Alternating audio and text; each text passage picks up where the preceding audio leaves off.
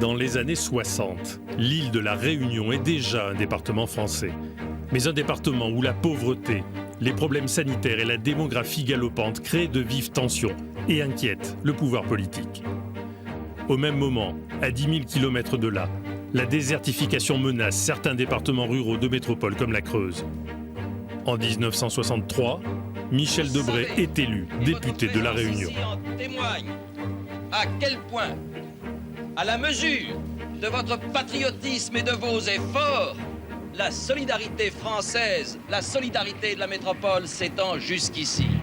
Face à une situation explosive, dans un contexte géopolitique où le Parti communiste réunionnais pourrait être tenté par la révolution et l'indépendance de l'île, Michel Debré décide d'accélérer la migration massive des Réunionnais vers la métropole.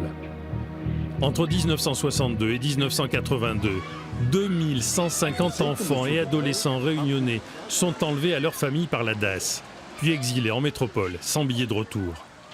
Certains étaient orphelins, mais beaucoup ont été enlevés à leurs parents dans des familles pauvres, contre la promesse d'études en métropole ou d'un retour pour les vacances qui n'aura jamais lieu.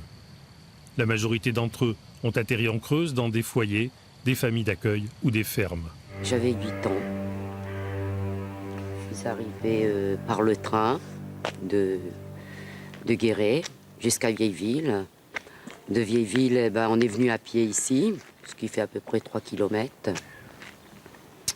Et je me suis retrouvée, je vais dire, complètement perdue, quoi.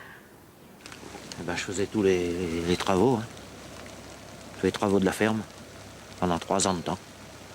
J'ai fait ça.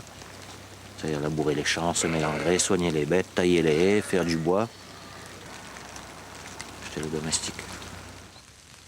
Quelques enfants ont été bien accueillis, beaucoup ont été maltraités, tous ont été définitivement coupés de tout lien avec leurs racines et leurs familles restées à La Réunion.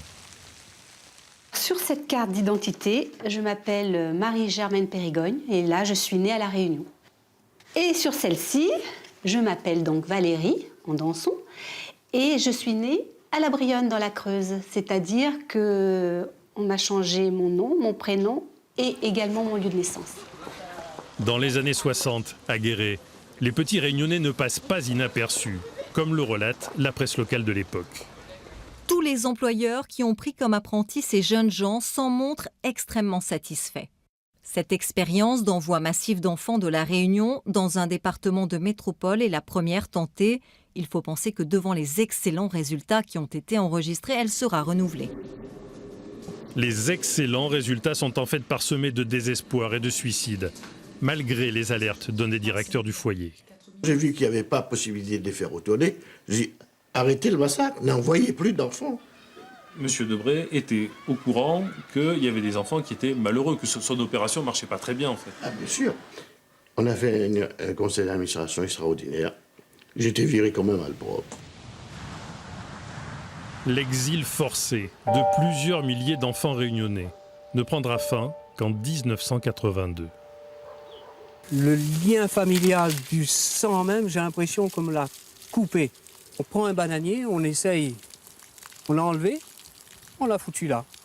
C'est-à-dire on l'a mis et puis à lui se débrouiller de repousser, de faire son chemin. Mais je vois que j'aurai toujours quelque chose de cassé. Que même si je retrouvais ma terre ici, il y a toujours quelque chose qui me manque.